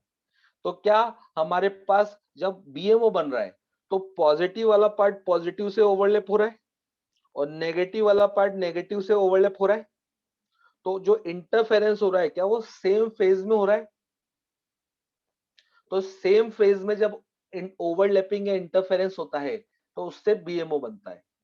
और जब अपोजिट फेज में हो रहा है, पॉजिटिव वाला पार्ट नेगेटिव वाले पार्ट से ओवरलैप हो रहा है, आप सेकंड वाले डायग्राम में देखिए, और नेगेटिव वाला पार्ट पॉजिटिव वाले पार्ट वेव के पार्ट से इंटरफेयर करेगा, तो इस तरीके के फेज के मिक्सचर को बोला जाता है इंटरफेरेंस इन अपोजिट फेज। ठीक है, तो यहाँ पे मैंने लिख भी दिया नोट बना के कि पॉजिटिव नेगेटिव साइन चार्ज नहीं है, it represent phase of a wave only. ठीक है सर, ये तो थ्योरेटिकल बातें होगी। हमें क्या ध्यान रखना है? हमें सिंपली ये ध्यान रखना है जितने एटॉमिक ऑर्बिटल मिलेंगे उतने मॉलिक्यूलर ऑर्बिटल बनेंगे। उनमें से आधे बनेंगे लोअर एनर्जी पे, आधे बनेंगे हायर एनर्जी पे। जो लोअर पे बनेगा उसका नाम बीएमओ होगा, जो हायर पे बनेगा उसका नाम एबीएमओ होगा। इतनी बात क्लियर? अच्छा, जब मॉलिक्यूल बन चुका होगा तो एटॉमिक ऑर्बिटल्स रहेंगे या अपनी आइडेंटिटी लूज कर देंगे?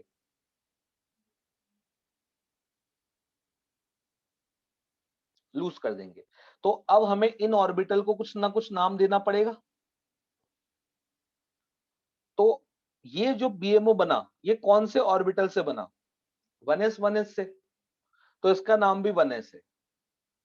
ठीक है, अब मॉलिक्यूल बना तो उनके बीच में बॉन्ड बना होगा। मुझे बताइए एच एच के बीच में कौन सा बॉन्ड बना? सिग्मा। तो इस ऑर्बिटल का नाम है सिग्मा 1s। तो मॉलिक्यूलर ऑर्बिटल को हम केवल 1s से नहीं, 1s 1s के बीच में जिस टाइप का बॉन्ड बनता है वो भी लिखना पड़ता है। तो हम यहाँ पे सिग्मा 1s लिखेंगे। वैसे यहाँ पे भी सिग्मा 1s बना, एस एस के बीच में सिग्मा बॉन्ड बना, तो सिग्मा 1s हमारे पास मॉलिक्यूलर ऑर्बिटल के नाम हो गए। अब हमने एंटी बॉन्डिंग के ऊपर स्टार क्यों लगाया? ताकि हमें पता चले कि वो एंटी बॉन्डिंग है। तो एंटी बॉन्डिंग और बॉन्डिंग मॉलिक्यूलर ऑर्बिटल का नाम सेम होता है, बस वहां पे डिफरेंस क्या होता है कि एंटी बॉन्डिंग के ऊपर हम क्या लगाते हैं? स्टार लगाते हैं, ताकि हमें पता चले कि वो कौन सा ऑर्बिटल है, एंटी बॉन्डिंग मॉलिक्यूलर ऑर्बिटल है। और क्लियर करेंगे आगे। ठीक है, चलिए मैं आपको क्लियर करते हुए चलता हूं। O2 का डायग्राम बनाते हैं। मुझे बताइए O2 कैसे बनेगा? सर ऑक्सीजन और ऑक्सीजन कंबाइन होगा, यस या नो? ठीक है, ऑक्सीजन का कन्फिग्रेशन क्या होता है? 1s2 2s2 2p3। सही लिखा है क्या कन्फिग्रेशन? ध्यान से देखकर। सर 2p4 बिल्कुल। आप जगे हुए हैं या नहीं जगे हुए चेक करने के लिए लिखा है। 1s2 2s2 2p4। क्या ये जो ऑर्बिटल मैं यहाँ पे बना रहा हूं क्या ये एटॉमिक ऑर्बिटल्स हैं क्या?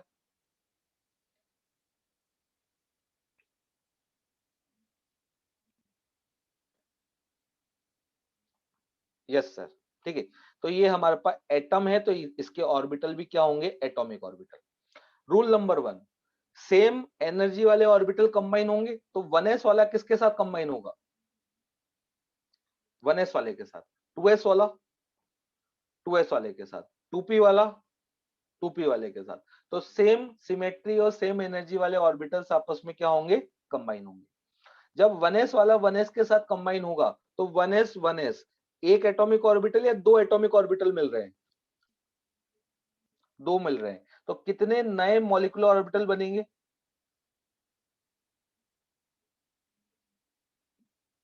दो। और दो में से आधे, मतलब एक बनेगा लोअर एनर्जी पे और एक बनेगा हायर एनर्जी पे।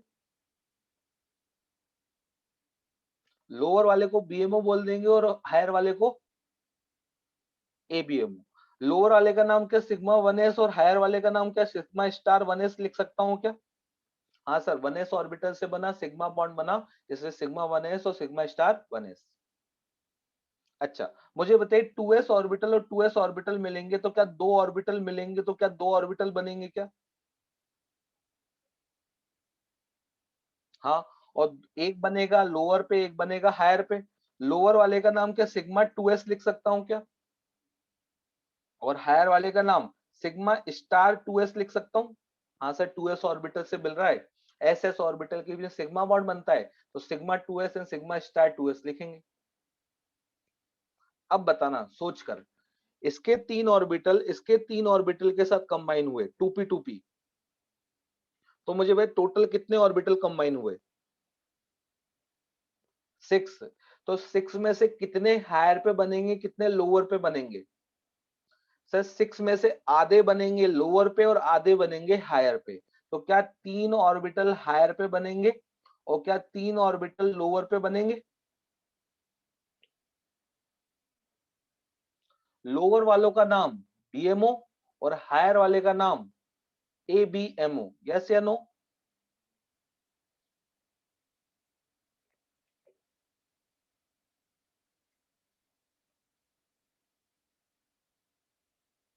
Yes sir. अब समझना, मुझे बताओ, ये हमारे पास P X P Y P Z है, ये P X P Y P Z है। मैं मानता हुआ चल रहा हूं कि इंटरन्यूक्लियर एक्सिस जेड है, क्योंकि एनसीईआरटी ज्यादातर इंटरन्यूक्लियर एक्सिस बाय डिफॉल्ट किसको मानते हुए चलती है? जेड को। तो हम भी इंटरन्यूक्लियर एक्सिस किसको मानते हुए चल रहे हैं? जेड को। तो मुझे बताइए, पी जेड आपस में मिलकर क्या बनाएगा?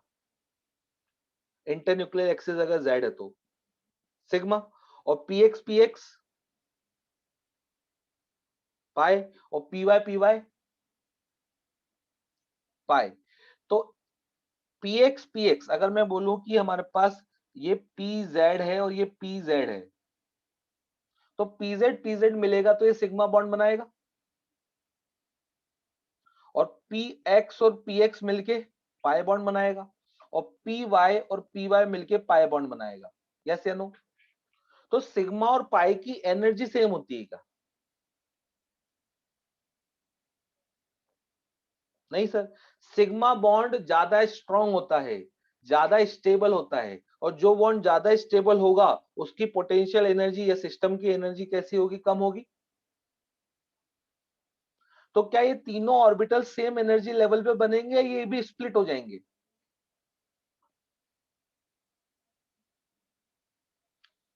बिल्कुल, ये भी स्प्लिट हो जाएंगे। तो सर एक बन रहा है हमारे पास सिग्मा बॉन्ड और दो बन रहे हैं हमारे पास पाई बॉन्ड। तो क्या सिग्मा ज्यादा स्टेबल होने के कारण लोअर एनर्जी पे बनेगा, और दो जो पाई बॉन्ड बना रहे हैं उनके मॉलिक्यूलर ऑर्बिटल हाई एनर्जी पे बनेंगे? तो इसका नाम हो जाएगा सिग्मा 2pz, क्योंकि हमने माना है कि pz ऑर्बिटल सिग्मा बना रहा है और बाकी दो पाए बना रहे हैं, तो पाए 2p x और इसका पाए 2py नाम दे सकता हूं क्या मैं? यस। अब जो मॉलिक्यूलर ऑर्बिटल नीचे बने वैसे ही मॉलिक्यूलर ऑर्बिटल ऊपर बनेंगे क्या?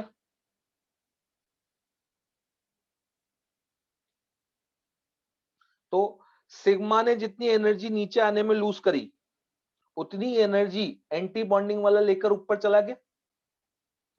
तो ज्यादा एनर्जी सिग्मा ने लूज करी तो उसका एंटी बॉन्डिंग उतनी एनर्जी गेन करके हायर पे चला जाएगा। तो यहां पर सिग्मा स्टार 2pz ऊपर रहेगा, pi star 2px, pi star 2py। इस तरीके का हमारे पास डायग्राम आएगा। चलिए वापस समझते हैं। अब हमारे पास ये जो ऑर्बिटल बने, ये कैसे ऑर्बिटल है? एटॉमिक ऑर्बिटल से या मॉलिक्यूलर ऑर्बिटल से बीच में जो है? मॉलिक्यूलर, समझना, atom atom, oxygen oxygen combine हुए, 1s के साथ कंबाइन हुआ, दो ऑर्बिटल कंबाइन हुए, दो ऑर्बिटल बने, sigma 1s sigma star 1s, 2s के साथ कंबाइन हुआ, दो ऑर्बिटल कंबाइन हुए, दो ऑर्बिटल बने, sigma sigma 2s and sigma star 2s, px py pz px py pz, दो 6 ऑर्बिटल कंबाइन हुए, तो 6 ऑर्बिटल बने, तीन लोअर पे बने, तीन हायर पे बने, पर बॉन्ड डिफरेंट टाइप के बन रहे थे, इसने सिग्मा लोअर पे बना और पाई वाला हायर पे बना, इससे जो तीन थे वो भी आपस में क्या हो गए, स्प्लिट हो गए। मॉलिक्यूल बनने के बाद क्या मॉलिक्यूलर ऑर्बिटल बने और एटॉमिक ऑर्बिटल ने अपनी आइडेंटिटी लूज कर दी। तो मुझे बताइए अब हमें कोई एटॉमिक ऑर्बिटल से काम है क्या?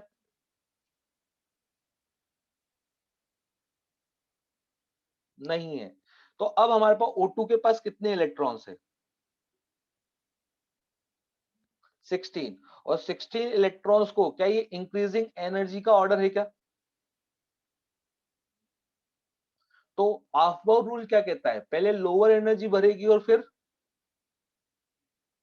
हायर, और अगर एनर्जी सेम होगी तो पहले एक एक इलेक्ट्रॉन भरेंगे और फिर पेयरिंग करेंगे, हुंस रूल।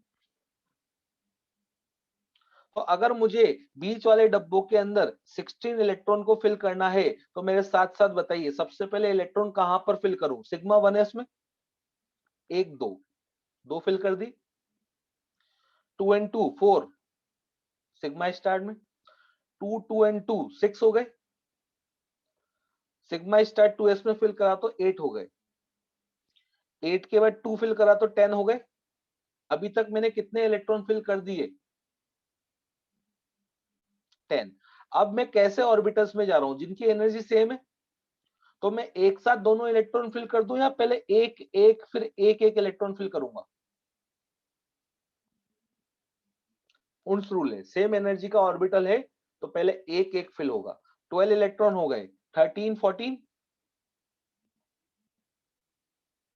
बिल्कुल, 15 एंड 16, क्या मैंने 16 इलेक्ट्रॉन फिल कर दिए क्या? यस। मुझे बताइए ये ऑर्बिटल के अंदर ये पेयर्ड इलेक्ट्रॉन है या अनपेयर्ड इलेक्ट्रॉन है? अनपेयर्ड, और अनपेयर्ड इलेक्ट्रॉन के कारण कैसी नेचर होती है, शुरू में बताया था, पैरामैग्नेटिक नेचर। तो वीबीटी के अकॉर्डिंग O2 कैसा आ रहा था, डायामैग्नेटिक। एमओटी के अकॉर्डिंग O2 कैसा आ रहा है, पैरामैग्नेटिक। एक्चुअल में भी कैसा आ रहा था, पैरामैग्नेटिक। वीबीटी पैरामैग्नेटिक नेचर को नहीं समझा पाया था, पर मॉलिक्यूलर ऑर्बिटल थ्योरी के अकॉर्डिंग पैरामैग्नेटिक आ रहा है और एक्चुअल में भी पैरामैग्नेटिक हो रहा है। तो क्या एमओटी से हम O2 की पैरामैग्नेटिक नेचर को समझाने में कामयाब हो गए?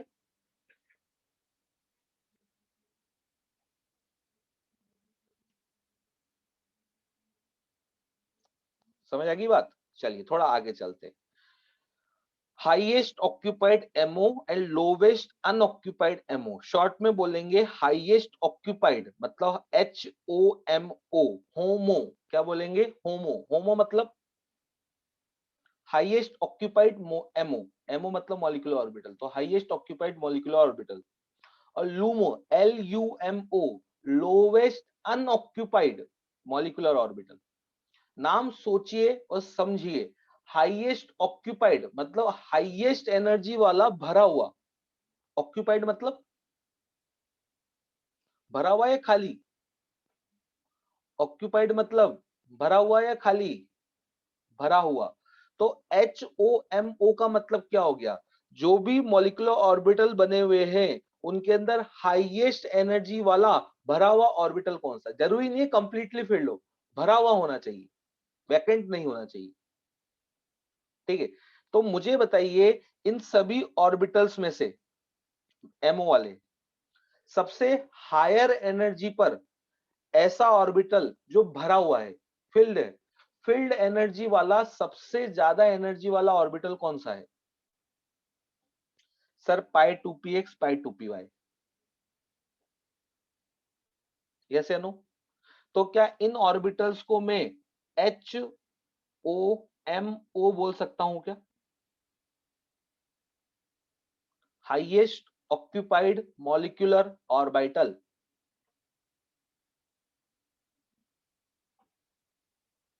क्लियर आ गई बात? अच्छा, मुझे बताओ 2p के बाद क्या 3s मिलके आपस में आगे जाके ऑर्बिटल इस तरीके के बनाएंगे, तो और भी ऑर्बिटल्स आगे होते जाएंगे। अरे अनपेयर्ड है या है नहीं, पर भरा हुआ तो है ना, कुछ ना कुछ इलेक्ट्रॉन है या खाली ऑर्बिटल है ना। हम तो केवल ऑक्यूपाइड बोल रहे हैं ना। ऑक्यूपाइड का मतलब क्या है कि कम से कम वहां पे एक इलेक्ट्रॉन है। तो हाईएस्ट ऑक्यूपाइड मॉलिक्यूलर ऑर्बिटल मतलब ऐसा ऑर्बिटल जिसकी एनर्जी हाईएस्ट है और वो भरा हुआ है। तो सबसे हाईएस्ट एनर्जी वाला भरा हुआ ऑर्बिटल कौन सा है यहाँ पे? पाई 2px पाई 2py। इसी तरीके से अगर मैं आपसे पूछूं सभी ऑर्बिटल्स में से लोवेस्ट अनऑक्यूपाइड मॉलिक्यूलर ऑर्बिटल, इसका मतलब क्या हुआ? लोवेस्ट एनर्जी वाला खाली ऑर्बिटल, खाली मतलब वैकेंट। तो लोवेस्ट अनऑक्यूपाइड मॉलिक्यूलर ऑर्बिटल कौन सा होगा? सर इन सब में से खाली ऑर्बिटल हमारे पास ये वाले हैं, ऊपर वाले। और इन तीन में से भी सबसे लोअर एनर्जी पे जो आ रहा है वो ये वाला आ रहा है। तो सबसे कम एनर्जी का, इससे बाद वाले ऑर्बिटल भी खाली है, तो उनमें से सबसे कम एनर्जी किसकी है? सिग्मा 2pz की। तो क्या इसको लूमो बोल सकता हूं क्या मैं? ऑर्बिटल्स बढ़ते जा रहे हैं, ये खाली है, इसके बाद वाले भी खाली है, पर ये सबसे कम एनर्जी वाला खाली ऑर्बिटल है। तो लोवेस्ट अनऑक्यूपाइड मॉलिक्यूलर ऑर्बिटल क्या सिग्मा 2pz हो जाएगा क्या? हाँ सर, हो जाना चाहिए। अब ये क्यों बता रहा हूं, ये हमारे आगे जाके काम आएगा, अभी काम नहीं आएगा। अभी के लिए केवल ये याद रखिए HOMO होता क्या है? सबसे ज्यादा एनर्जी वाला भरा ऑर्बिटल। और लूमो क्या होता है? लोवेस्ट एनर्जी वाला वैकेंट ऑर्बिटल। ठीक है, जब काम आएगा आगे जाके मैं इनके बारे में बताऊंगा। ठीक है, आगे चलते हैं। अब हमारे पास इलेक्ट्रॉन फिलिंग के लिए रूल होते हैं, हाफ बाउ रूल और हुंस रूल। यस या नो? Yes sir. जब हमारे पास O2F2 एटॉमिक नंबर 7 है, इलेक्ट्रॉन मोर देन 14 होंगे, तो हमारे पास एनर्जी सीक्वेंस इस तरीके का आएगा। सर एनर्जी सीक्वेंस का मतलब? अरे आप इलेक्ट्रॉन कन्फिगरेशन लिखते हैं ना, 1s 2s 2p6 3s2 3p6 इस तरीके, तो ये एनर्जी लेवल होता है ना। तो आप जब एटम के इलेक्ट्रॉन्स फिल करते हैं तो एटॉमिक ऑर्बिटल में फिल करते हैं। तो जब मॉलिक्यूल के इलेक्ट्रॉन्स फिल करोगे तो मॉलिक्यूलर ऑर्बिटल में फिल करोगे। और मॉलिक्यूलर ऑर्बिटल पहले कौन सा भरोगे? जिसकी एनर्जी कम होगी। तो सबसे कम एनर्जी किसकी होती है? सिग्मा 1s की, देखिए डायग्राम में। फिर किसकी होती है? सिग्मा स्टार 1s की। फिर किसकी होती है? सिग्मा 2s, फिर सिग्मा स्टार 2s, फिर सिग्मा 2pz। इस तरीके से क्या एनर्जी लेवल बढ़ता जा रहा है?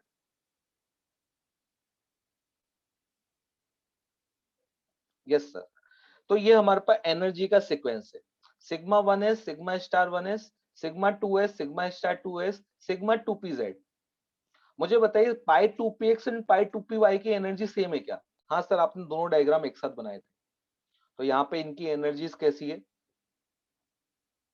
सेम है। तो सेम एनर्जी वाले ऑर्बिटल को क्या डीजनरेट ऑर्बिटल्स कहा जाता है? नहीं पता तो याद रखो, एटॉमिक स्ट्रक्चर में पढ़ाया जाएगा आपको। डीजनरेट ऑर्बिटल्स, ठीक है। इसी तरह के pi star 2px and pi star 2py की एनर्जी भी कैसी है? सेम। तो इन्हें भी डीजनरेट ऑर्बिटल्स कहा जाएगा। और पूरे में सबसे ज्यादा एनर्जी किसकी है? पाई स्टार 2px की, 2pz की, सॉरी। तो ये हमारे पास एनर्जी सीक्वेंस होगा। मान लीजिए मुझे यहाँ पे 6 इलेक्ट्रॉन फिल करने हैं। कितने इलेक्ट्रॉन? मान लीजिए 6 इलेक्ट्रॉन फिल करने हैं। तो सबसे पहले मैं सिग्मा 1s में 2 फिल करूंगा, फिर सिग्मा स्टार 1s में 2 फिल करूंगा, फिर सिग्मा 2s में 2 फिल करूंगा। तो क्या मैंने 6 इलेक्ट्रॉन फिल कर दी? यस या नो? यस। तो इलेक्ट्रॉन फिलिंग का कभी कन्फिगरेशन पूछे तो ये सीक्वेंस आपको याद करना पड़ेगा। ठीक है। अब एक रूल होता है sp इंटरमिक्सिंग या sp मिक्सिंग। sp मिक्सिंग के कारण क्या होता है? जब एटॉमिक नंबर कम वाले एलिमेंट होते हैं या 7 से एटॉमिक नंबर कम वाला होता है, तो s और p के ऑर्बिटल्स के बीच में रिपल्शन आने के कारण जो अभी हमने एनर्जी का सीक्वेंस पढ़ा उसके अंदर एक चेंज आ जाता है। वो क्या चेंज आता है वो समझना। आप देखिए ऊपर वाले के अंदर sigma 2pz and pi 2px pi 2py में सिग्मा 2pz की एनर्जी कम है,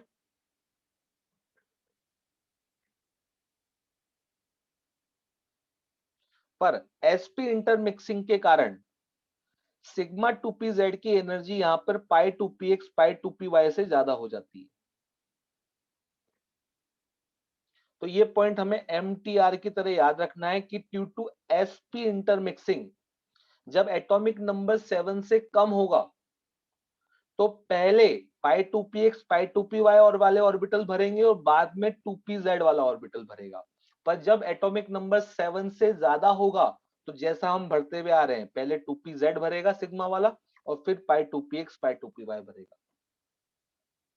ये MTR की तरह याद रखना है। याद मैं करवा दूंगा, बस आपको समझना है ऐसा हो रहा है। यस या नो? ओके सर, ठीक है। एनर्जी डायग्राम यहाँ पे देखिए मैंने दोनों बनाए हुए। एसपी मिक्सिंग कब होती है? 7 या 7 से कम होने पर। तो क्या मैंने Z 7 या 7 से कम ले लिया और Z अगर 7 से ज्यादा होगा तो यहां पर कोई sp इंटरमिक्सिंग नहीं होगी, तो नॉर्मल सीक्वेंस चलेगा।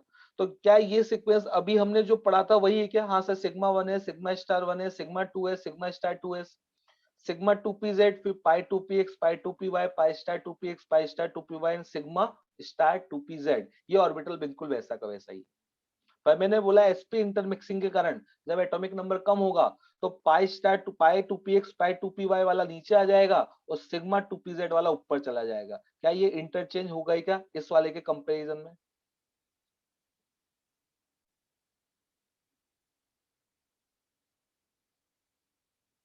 तो बस यही चेंज आ रहा है, बाकी पूरे डायग्राम के अंदर कोई चेंज नहीं। तो बस आपको कौन से एटम का इलेक्ट्रॉन फिलिंग के लिए पूछा गया है उसका एटॉमिक नंबर चेक कर लो। अगर 7 या 7 से कम है तो इस डायग्राम के अकॉर्डिंग फिलिंग करोगे और 7 से ज्यादा है तो इस वाले डायग्राम के अकॉर्डिंग इलेक्ट्रॉन की फिलिंग करोगे। क्लियर है? सही से याद कैसे करेंगे यार? याद करना तो बहुत आसान है, मैं बता रहा हूँ ना। याद करने की ट्रिक बताऊं? चलिए देखिए, एक याद कर लीजिए, दूसरे में केवल एक जगह चेंज आ रहा है तो वो अपने आप याद हो जाएगा। ठीक है, मुझे बताइए यहाँ पे कितना डब्बा है? नीचे नीचे सिग्मा 1s वाला एक, फिर सिग्मा स्टार 1s वाला भी एक, सिग्मा 2s वाला भी एक, सिग्मा स्टार 2s वाला भी एक। मुझे बताइए सिग्मा 2pz वाला भी वन है क्या? हाँ। सिग्मा पाई वाले कितने हैं? सर पाई 2px पाई 2py दो हैं। फिर क्या pi star 2px pi star 2py वाले भी दो हैं क्या? हाँ। और क्या सिग्मा 2pz वाला एक है क्या?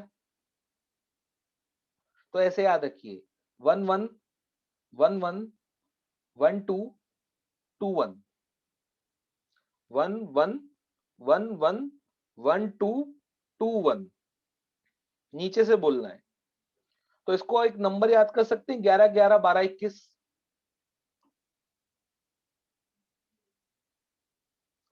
11 11 12 21। तो बस 11 11 12 21 अगर आपको याद हो गया तो अब तो आप ही डायग्राम बना लेंगे। कैसे सर? बनाइए, मैंने लेता हूं पेज। ठीक है, मुझे बताइए ये नंबर क्या है? सर 11 11 12 21। तो एक डब्बा, एक डब्बा 11 11 हो गए, ओ एक एक हो 11 हो गया, फिर एक एक, फिर अब क्या है 12, मतलब पहले एक और फिर दो, और 21 पहले दो और फिर एक। तो क्या 11 11 12 21 से क्या हम ऑर्बिटल डायग्राम का सीक्वेंस बना लेंगे क्या? यस। अच्छा, दूसरे वाले में एक चेंज हो रहा है तो यहाँ पे नंबर क्या बन जाएगा? सर 1 1 1 1 2 1 2 1। 11 11 21 21। तो बस सीक्वेंस तो बनाना हमें आ गया, जल्दी से डब्बे भी हम बना सकते हैं, इलेक्ट्रॉन भी फिल कर सकते हैं। सर इन सबसे फायदा क्या हो रहा है? हाँ ये तो मैं भूल ही गया, फायदा क्या हो रहा है बताना।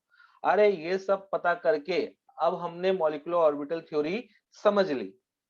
आपसे समझ के क्या करेंगे, क्वेश्चन किसके ऊपर आएगा? तो क्वेश्चन पूछा जाएगा बॉन्ड ऑर्डर पे। किस पे पूछा जाएगा? बॉन्ड ऑर्डर पे, कि दो एटम जो बन रहे हैं, मिल रहे हैं, उनके बीच में बॉन्ड ऑर्डर कितना है, 1 है, 2 है, 3 है, बॉन्ड ऑर्डर कितना है। तो सब बॉन्ड ऑर्डर कैसे निकालेंगे? तो बॉन्ड ऑर्डर निकालने का फॉर्मूला है NB minus NA divide by 2।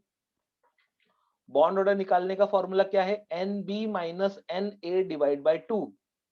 Sir NB क्या है? Number of electrons in BMO, बिना स्टार वाले जो लोअर एनर्जी पे ऑर्बिटल थे, उनके अंदर जितने इलेक्ट्रॉन्स है टोटल, उसे हम NB बोलेंगे। Na क्या है? Number of electrons in ABMO, anti bonding molecular orbital में जितने इलेक्ट्रॉन्स होंगे, उसको हम Na बोलेंगे। Bonding electrons minus anti bonding electrons divide by 2 करेंगे तो हमें क्या मिल जाएगा? Bond order. क्या मिल जाएगा? Bond order. क्या मिल जाएगा? Bond order. सर एग्जांपल से बताइए। देखिए एग्जांपल, मुझे बताइए, अगर मेरे को O2 का बॉन्ड ऑर्डर जानना है, किसका बॉन्ड ऑर्डर जानना है? O2 का। तो पहले मुझे बताइए ऑक्सीजन का एटॉमिक नंबर कितना है? 7 8। बहुत बढ़िया। सर एटॉमिक नंबर 8 है, क्या ये 7 से ज्यादा है क्या? तो डायग्राम कैसा बनाऊं सर? 11 11 1 2 2 1, क्या इस तरीके का डायग्राम बनाऊंगा? ठीक है। इन दो में से क्या नीचे वाला बॉन्डिंग ऑर्बिटल है और ऊपर वाला क्या ABMO है? ये BMO है और ये ABMO है। ये दोनों BMO है और ये दोनों ABMO है क्या? ठीक है। O2 के पास इलेक्ट्रॉन्स कितने हैं? 16। 16 इलेक्ट्रॉन्स को हाफ-बार रूल को फॉलो करते हुए भरूंगा। 1 2 3 4 5 6 7 8 9 10 11 12 13 14 15 16। क्या 16 इलेक्ट्रॉन फिल कर दिए मैंने?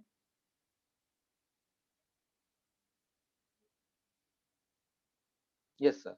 मुझे बताइए बॉन्ड ऑर्डर निकालने का formula NB minus NA divide by 2। NB यहाँ पे कितना है सर? जो बॉन्डिंग वाले ऑर्बिटल में इलेक्ट्रॉन है उसको गिन लेंगे। तो मुझे बताइए, क्या ये दो इलेक्ट्रॉन और ये वाले हमारे पास 6 इलेक्ट्रॉन्स, क्या BMO में है क्या?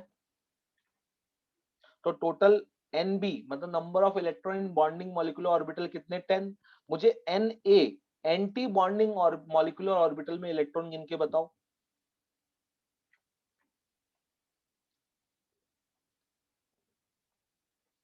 सर एंटी बॉन्डिंग वाला ये है, एंटी बॉन्डिंग वाला ये है और ऊपर एंटी बॉन्डिंग वाले ये दो भी है। तो टोटल एंटी बॉन्डिंग में कितने इलेक्ट्रॉन्स हो गए? 6। फॉर्मूले में पुट करो 10 माइनस 6 डिवाइड बाई 2, तो क्या 4 बाई 2, क्या 2 आ जाएगा? तो O और O के बीच में बॉन्ड ऑर्डर कितना आया? 2। और ये क्या VBT के अकॉर्डिंग निकाला या हमने MOT के अकॉर्डिंग निकाला? यहाँ पर केवल वैलेंस शेल के इलेक्ट्रॉन बॉन्डिंग में पार्टिसिपेट कर रहे हैं, टोटल इलेक्ट्रॉन लिए हमने, तो हमने 16 इलेक्ट्रॉन लिए। मतलब इस ऑक्सीजन के भी 8 और इस ऑक्सीजन के भी 8 वैलेंस शेल इलेक्ट्रॉन ही, टोटल इलेक्ट्रॉन्स लिए।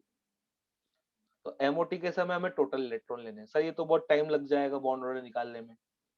पहले हम डायग्राम बनाएंगे और फिर ये सब ट्रिक देता हूँ ना। बाबा आएंगे, कौन आएंगे? बाबा। बाबा जी आएंगे, आशीर्वाद देके जाएंगे। कौन आएंगे और कौन क्या देके जाएंगे बताइए? बाबा आएंगे और आशीर्वाद देके जाएंगे। सर बाबा को बुला लीजिए फिर। आ गए बाबा। सर बाबा क्या है समझिए। ट्रिक है। सर ट्रिक क्या है? ट्रिक बहुत सिंपल है। मुझे बताइए, क्या ये वाला ऑर्बिटल बॉन्डिंग ऑर्बिटल है? हाँ। क्या ये एंटी बॉन्डिंग है, ये बॉन्डिंग है, और क्या ये एंटी बॉन्डिंग है? क्या बाबा आ गए?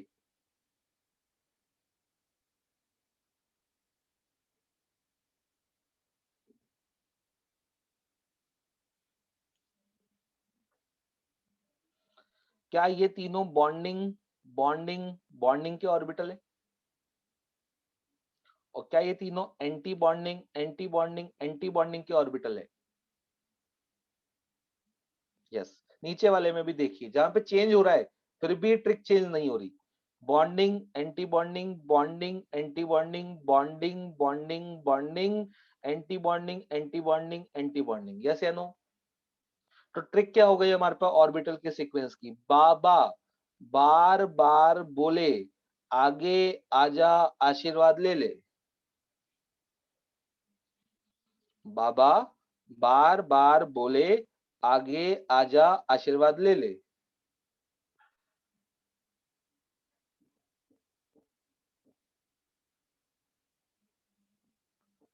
अरे ये ट्रिक नहीं है, तो मैं यूं ही बना दिया। इसको आप कैसे याद रखेंगे? बाबा ट्रिपल बी ट्रिपल ए। कैसे याद रखेंगे? बाबा ट्रिपल बी ट्रिपल ए। कैसे याद रखेंगे इस ट्रिक को? बाबा ट्रिपल बी ट्रिपल ए। अच्छा, बी क्या है? बीएमओ। ए क्या है? एबीएमओ। ठीक है ना? अब चलो इस क्वेश्चन को करते हैं बिना डायग्राम बनाए। मुझसे O2 का बॉन्ड ऑर्डर पूछा है जिसका 16 इलेक्ट्रॉन थे। ठीक है। Orbital bonding anti bonding bonding anti bonding bonding bonding bonding anti bonding anti bonding anti bonding. Yes या नो? अच्छा, एक ऑर्बिटल में मैक्सिमम कितने इलेक्ट्रॉन फिल करूंगा मैं? दो। तो दो बॉन्डिंग में, दो एंटी बॉन्डिंग में, दो बॉन्डिंग में, दो एंटी बॉन्डिंग में, दो दो दो बॉन्डिंग में, दो एंटी बॉन्डिंग में, क्या 16 इलेक्ट्रॉन फिल हो गए?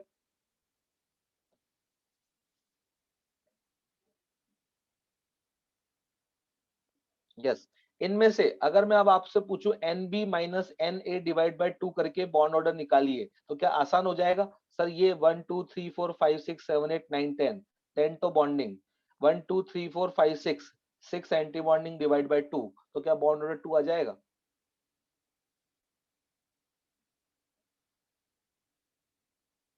सर एक और बताइए, मैंने बोला N2 का निकालते, N2 के पास कितने इलेक्ट्रॉन्स?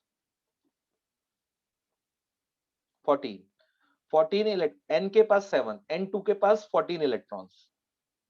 14 इलेक्ट्रॉन्स को फिल करा, 2 2 2 2 2 2 2। क्या मेरे पास यहाँ पर 14 इलेक्ट्रॉन फिल कर दी? यस। बॉन्डिंग में कितने इलेक्ट्रॉन्स हैं? सर 10। एंटी बॉन्डिंग में कितने इलेक्ट्रॉन्स है? 4 डिवाइड बाय 2, तो क्या बॉन्ड ऑर्डर 3 आ जाएगा? तो बस बाबा आए और आशीर्वाद देख के चले गए।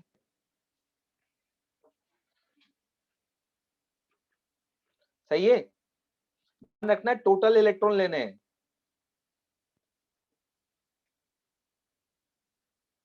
7 हो या 7 से ज्यादा हो, यही तो बताया बेटा मैंने कि दोनों में सीक्वेंस तो सेम ही रहता है।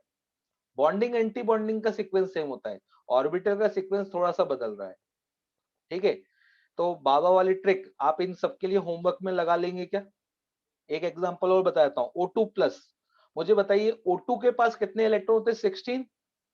तो O2 प्लस के पास क्या 15 इलेक्ट्रॉन्स हो जाएंगे? हाँ, एक और, NO के पास कितने इलेक्ट्रॉन्स होंगे मुझे बताइए। सर ये तो दो अलग अलग एटम आ गए, ये तो डायटोमिक ना। तो N के पास 7 होते हैं, O के पास 8 होते हैं और एक माइनस चार्ज है। तो 7 प्लस 8 और माइनस चार्ज का मतलब इलेक्ट्रॉन आ गया, तो कितने हो जाएंगे? 1। तो क्या यहाँ पे 16 इलेक्ट्रॉन्स हो जाएंगे? इनको आप यहाँ पे फिल करेंगे और बॉन्ड ऑर्डर निकाल लेंगे। यस सर, ये सारे आपको होमवर्क में दे दीजिए हमें, हम घर पे बैठ के इसे कर लेंगे। ठीक है। चलिए एक इससे भी छोटी ट्रिक बताता हूँ, 5 मिनट और लूंगा आपके, क्योंकि बीच में छोड़ नहीं सकते। ठीक है। अगर आपके पास इलेक्ट्रॉन 8 या 9 से ज्यादा है, तो आप उससे भी कम समय में बॉन्ड ऑर्डर निकाल सकते हैं। वहां पे तो आपको बी ए में इलेक्ट्रॉन फिल करने पड़ रहे हैं, एनबी माइनस एन ए निकालना पड़ रहा है। तो उससे भी छोटी ट्रिक क्या है, आप डायरेक्टली याद रखिए कि जब N2 होता है तो क्या ट्रिपल बॉन्ड, बॉन्ड ऑर्डर 3 होता है क्या, और N2 के पास कितने इलेक्ट्रॉन्स होते हैं 14, तो याद रखिए कि 14 इलेक्ट्रॉन जब भी होंगे तो 3 बॉन्ड ऑर्डर रहेगा।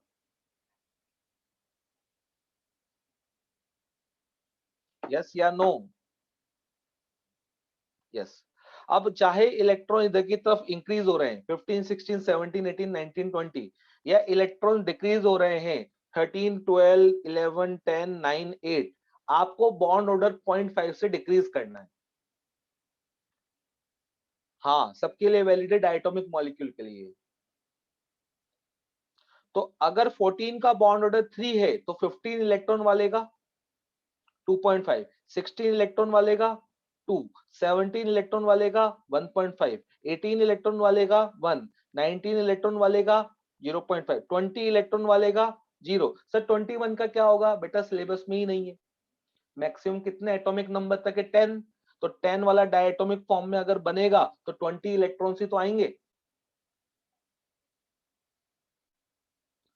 सर 14 से कम इलेक्ट्रॉन हुए तो 14 का 3 है, तो 13 वाले का 2.5, 12 वाले का 2, 11 वाले का 1.5, 10 वाले का 1, 9 वाले का 0.5, 8 वाले का 0। सर 8 से कम इलेक्ट्रॉन होंगे तो क्या करेंगे, 8 से कम इलेक्ट्रॉन होंगे तो बाबा को याद करेंगे।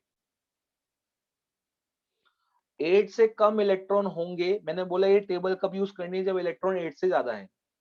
8 से कम इलेक्ट्रॉन होंगे तो बाबा वाली ट्रिक लगाएंगे, 8 से ज्यादा इलेक्ट्रॉन होंगे तो इस ट्रिक से करेंगे। जल्दी से बताइए O2 माइनस क्या बॉन्ड ऑर्डर क्या होगा, तो O2 माइनस के अंदर इलेक्ट्रॉन्स कितने हैं।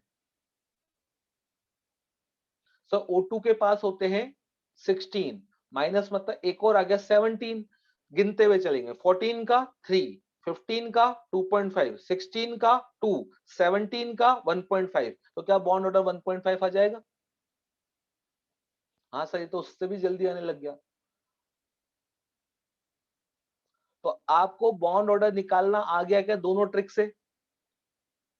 अब मैंने ट्रिक भी आपको बता दी कि 8 से ज्यादा इलेक्ट्रॉन होंगे तो ये वाला रूल लगाएंगे, ट्रिक नंबर 2 लगाएंगे, और अगर 8 से कम इलेक्ट्रॉन होंगे तो बाबा वाली ट्रिक लगाएंगे, इलेक्ट्रॉन्स लेस देन या इक्वल टू 8 होंगे तो बाबा वाली ट्रिक लगाएंगे, और 8 से ज्यादा इलेक्ट्रॉन्स होंगे तो 14 का 3 है, किधर भी जाएंगे 0.5 से कम करेंगे। ठीक है, आगे इस टॉपिक में कौन कौन से क्वेश्चन बनते हैं, किस किस टाइप के क्वेश्चन बनते हैं, वो मैं आपको नेक्स्ट टाइम पे पढ़ाऊंगा। जितना अभी तक पढ़ाया हुआ है वो आप करिए, डायपोल मूवमेंट के क्वेश्चन करना शुरू कर दीजिए, कोऑर्डिनेट बॉन्ड के क्वेश्चन करना शुरू कर दीजिए, मॉलिक्यूलर ऑर्बिटल थ्योरी के अभी क्वेश्चन मत करना, नेक्स्ट टर्न पे जब भी कंप्लीट हो जाए उसके बाद एक साथ करना। ठीक है, आज की क्लास यहीं पे ओवर करते हैं, थोड़ा सा टाइम एक्सटेंड हो गया है, नेक्स्ट टर्न पे मिलते हैं, बाय बाय। जो पढ़ाया है उसे पढ़ के आना। ठीक है, चलिए बाय बाय। यस, जोरदार।